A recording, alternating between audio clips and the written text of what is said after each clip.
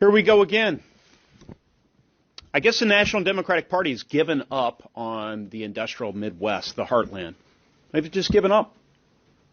It was a year ago next week that Democrats attempted to push through a $3.5 trillion tax and spend boondoggle. We won the argument and we won the day. But here we are making the same arguments. My hope is that in the end we'll be victorious, but I don't believe the Democrats are doing this for political reasons. Because I tell you, this is really bad politics back where I live. We have the worst inflation in certainly in memory.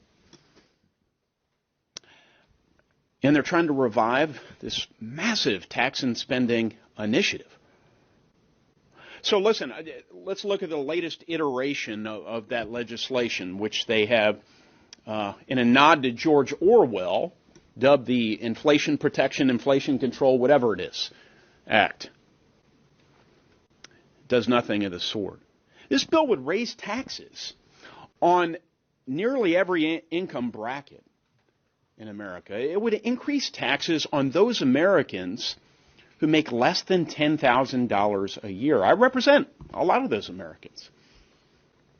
Now, the Democrats have for generations now styled themselves as defenders of the working man, guardians, people of modest means.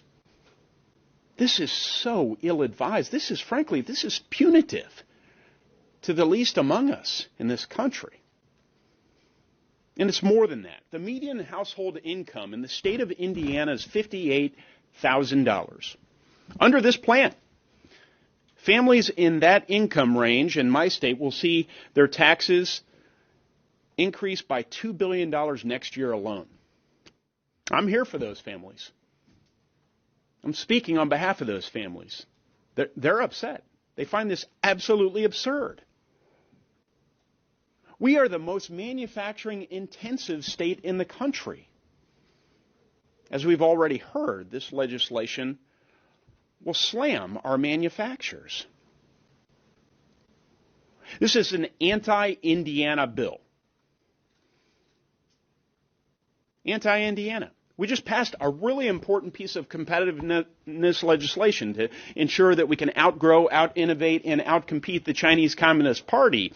We do that with one hand, and the other hand, we have a Democrat-led Senate and House and White House advancing an initiative that will, in fairly short order, undermine our national competitiveness.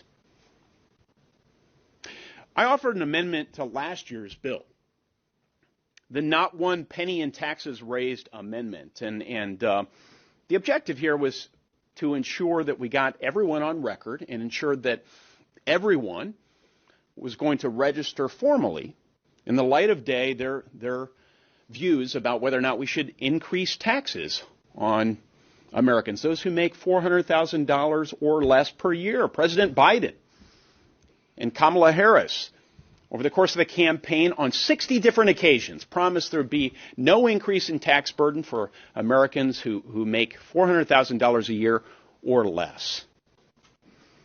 Well, folks, Democrats are trying to ram through legislation this week that puts a $16.7 billion tax burden on that same cohort of Americans. So here we are again.